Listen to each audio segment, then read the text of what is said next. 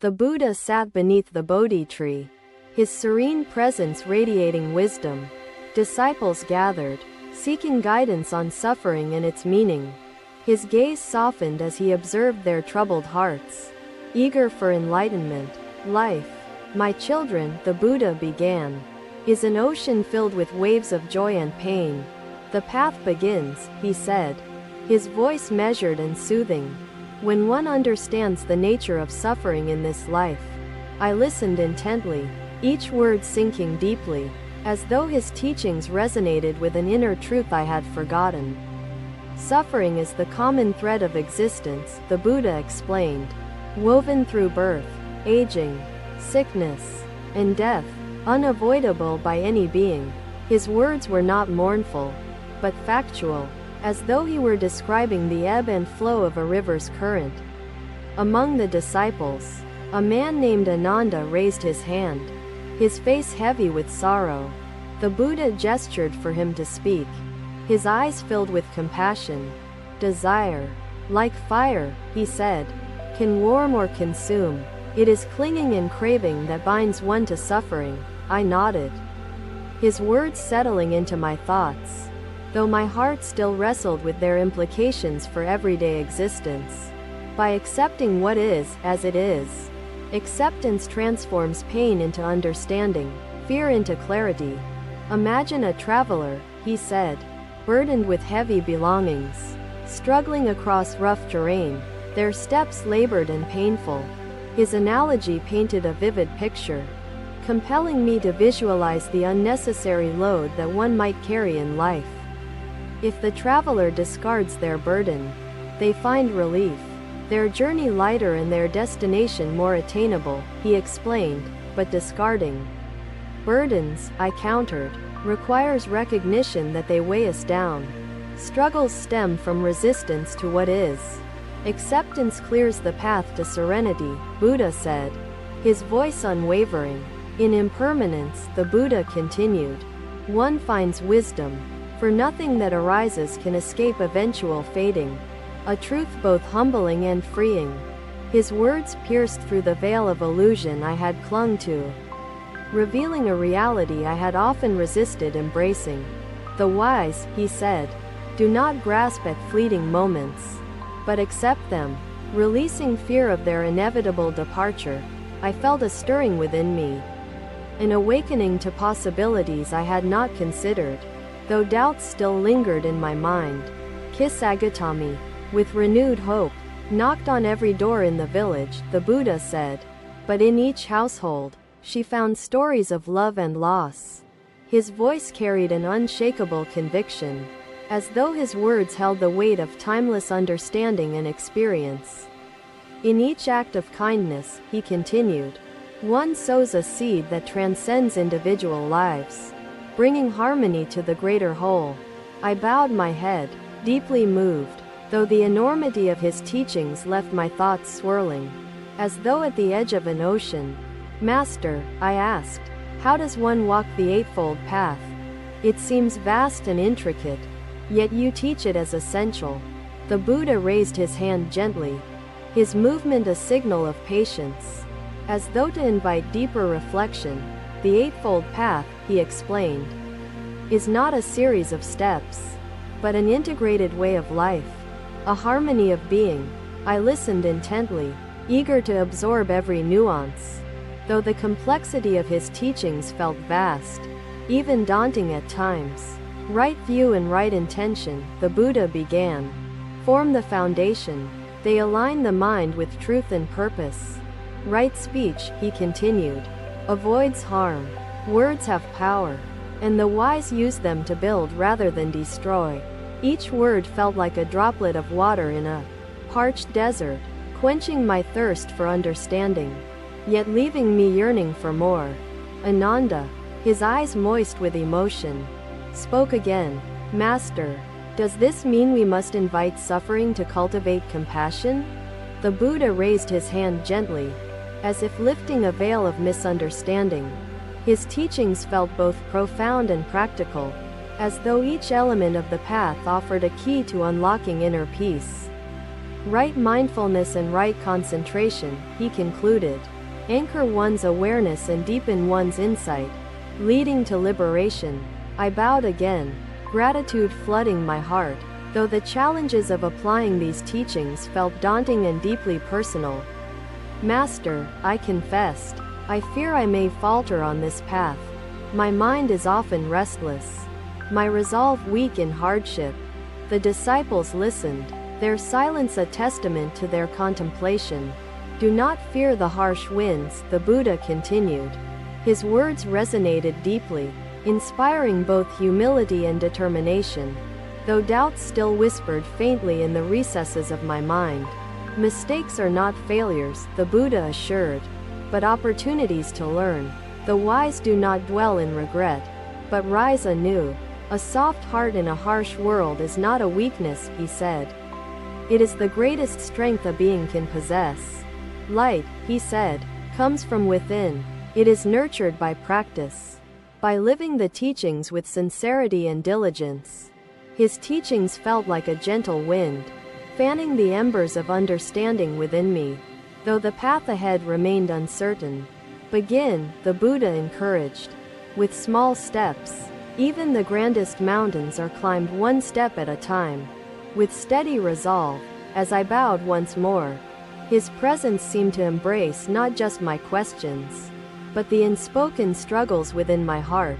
In doing so, you shall weather all storms, the forest hummed with life, a gentle reminder of the interconnectedness of all beings. The sun dipped lower in the sky, casting long shadows across the forest floor. As I rose from my seat, the Buddha remained beneath the banyan tree, his figure silhouetted against the warm glow of the fading light. The sun rose higher, casting golden light upon the gathering. The Buddha's teachings seemed to weave together like threads of silk. The Buddha sat on a simple seat, his calm presence inviting both reflection and curiosity as I approached with reverence. Around him, the air seemed alive with energy, as though the trees themselves leaned closer to absorb his wisdom. Master, I began hesitantly, my voice blending with the rustling leaves. How does one share the truth without imposing upon others? The Buddha's gaze turned toward me, patient and thoughtful, his expression serene yet focused, as though weighing the depth of my question. The truth, he replied, his voice deliberate and clear, is offered like water to a thirsty soul, never forced upon the unwilling. The seekers around us leaned closer, their expressions of curiosity mirroring my own, as I absorbed the profound simplicity of his words. To share, the Buddha continued, one must understand the needs of others. Compassion is the bridge between the giver and the receiver. His teachings resonated deeply, their essence simple yet profound, leaving no room for arrogance or judgment in the act of sharing. One among the seekers, a merchant, raised his voice, asking, but Master, what if one refuses the truth, resisting its guidance? The Buddha turned toward him, his expression unwavering in its calm, as though acknowledging the weight of the merchant's question. Resistance, he said, is born of ignorance or fear. One must not confront it, but gently invite understanding and patience. I pondered his words, imagining the challenge of sharing truth with those whose hearts remain closed to its wisdom. Master, I asked, how does one remain patient when rejected, misunderstood, or scorned for offering truth? The Buddha's gaze rested on me once again, his presence comforting yet unyielding, as though grounding me in the moment. Patience, he said, is the practice of humility. It requires releasing ego, for rejection speaks not to the giver, but the recipient. His words evoked a stillness in the gathering, as though each listener reflected inwardly on their own struggles with pride and acceptance. Master, I ventured further, can one share the Dharma with all, or are some unwilling to receive its light? The Buddha's expression softened slightly, as though hearing the yearning for clarity behind my question, and his answer carried no judgment. The Dharma, he said, is like sunlight, shining upon all without preference. Yet each soul chooses whether to open or shut. The image he painted lingered in my mind, sparking both inspiration and humility. As I contemplated the vastness of the path he described, a woman among the seekers, a widow, spoke hesitantly, her voice trembling. Master, my sorrow blinds me to truth. How does one heal enough to receive its guidance? The Buddha's gaze turned to her, his compassion unwavering, his demeanor gentle yet steady, as though embracing her pain without denying its presence. Healing begins, he said, with acceptance, for resistance to suffering deepens its roots. Awareness loosens its grasp, inviting space for growth. The widow's tears fell silently, her grief palpable to all who sat nearby. Yet the Buddha's words seemed to embrace her with understanding. Master, I asked again, how does one balance sharing truth with respecting the pace of another's growth and understanding? The Buddha's hands rested calmly in his lap, his presence grounded yet fluid, embodying the harmony he described. Balance, he said, requires sensitivity. One must listen not just to words, but to silence, to unspoken fears and needs. His teachings resonated deeply, their essence profound yet practical, as though unveiling the art of compassionate communication in its purest form. Master, I continued, what if one's own understanding is incomplete? Can truth be shared imperfectly? Or must one first master it? The Buddha's head inclined slightly, acknowledging the complexity of the question. Yet his answer carried the strength of simplicity and wisdom. Even the imperfect flame, he said, lights the darkness. Sharing truth is not about perfection, but sincerity and intention. His words echoed through the gathering, leaving a quiet stillness in their wake. As each listener absorbed the depth of his teachings, the merchant spoke again, asking, Master, how does one share the Dharma amidst the distractions and desires that pull minds away from truth? The Buddha's gaze rested on him, calm yet focused, as though his response carried the weight of universal relevance. Desire and distraction, he said, are like waves upon the ocean. Truth is the anchor that grounds amidst the storm. The imagery he painted resonated with all present, sparking a quiet reflection as we considered the chaos of daily existence and its challenges. Master, I asked, what is the first step for one who seeks to share truth but fears their own limitations? The Buddha's gaze turned toward me, steady yet encouraging, his response both humbling and inspiring. The first step, he said, is to walk the path oneself. Sharing truth begins with embodying it through one's actions and choices. His answer reminded me of the strength in simplicity, of the profound impact of living authentically, regardless of one's imperfections. Master, I said again, does one need words to share truth, or can actions alone suffice in guiding others? The Buddha's lips curved into a subtle smile, his demeanor reflecting the harmony of words and actions, inseparable in their essence. Words guide the mind, he said, while actions speak to the soul. Together, they weave the fabric of shared understanding. His teachings carried a profound depth, reminding each listener of the interconnectedness between intention, speech, and behavior. The woman among the seekers, Kisa Gautami, spoke softly, her voice trembling yet clear. Master, I shared your teaching, yet they mocked my grief. What does this rejection mean? The Buddha's gaze turned to her, his compassion unyielding, his answer carrying the strength of clarity and encouragement. Rejection, he said, speaks not to the truth, but the readiness of the listener. Offer with patience, and the seed may yet grow. Kisa Gautami bowed her head, her sorrow evident, though the Buddha's words seemed to plant a seed of hope within her heart. Master, I asked again, how does one share truth across the distances of culture, language, and belief? Is it universal?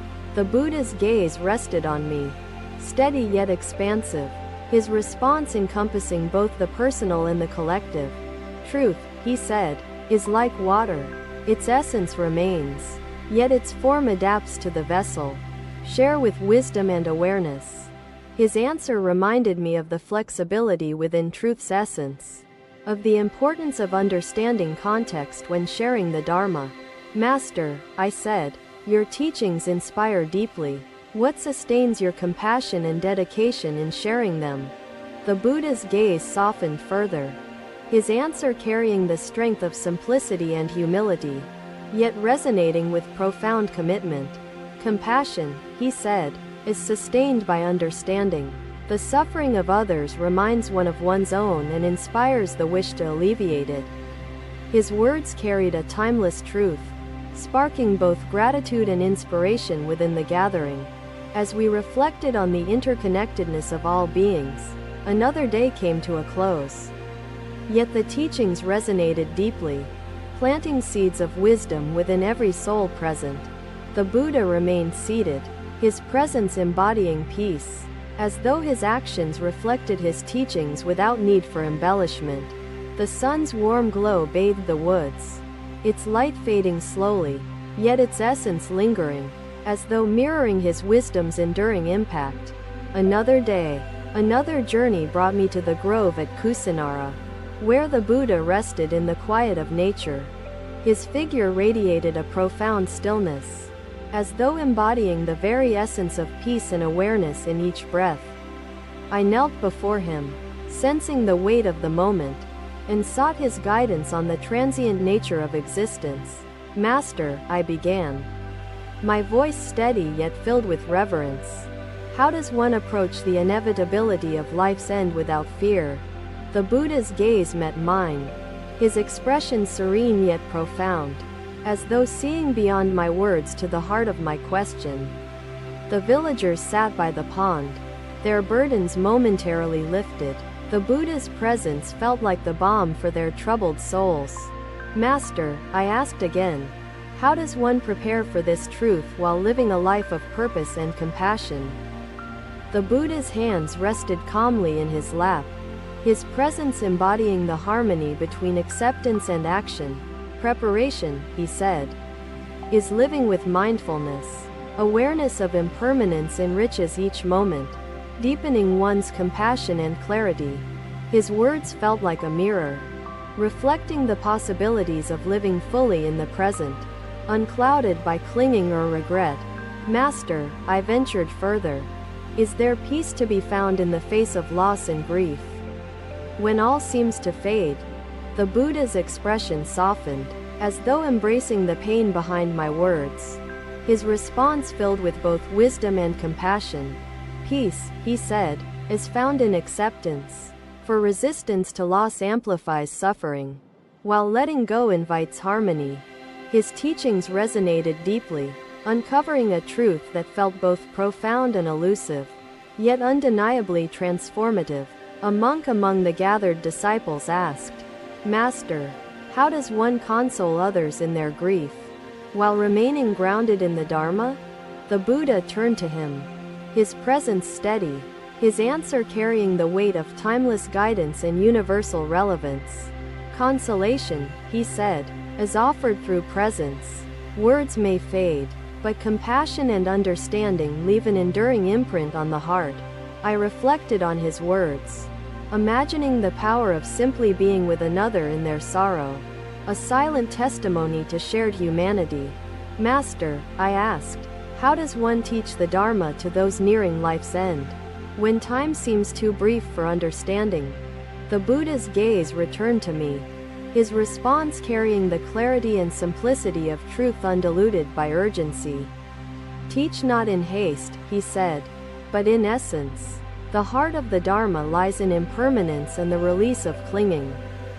His words reminded me of the profound power of simplicity, of offering guidance rooted in the essence of wisdom and compassion. Master, I said, what sustains one in the face of uncertainty and the unknown, beyond the reach of understanding? The Buddha's gaze remained steady, his answer carrying the strength of timeless wisdom and the depth of universal truths. Faith in the Dharma, he said, is the anchor in uncertainty. Its truths illuminate the darkness of the unknown.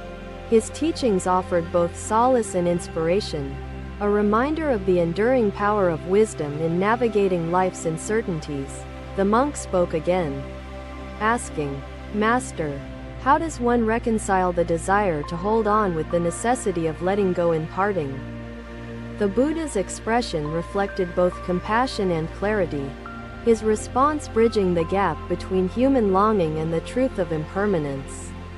Holding on, he said, tightens the knot of suffering.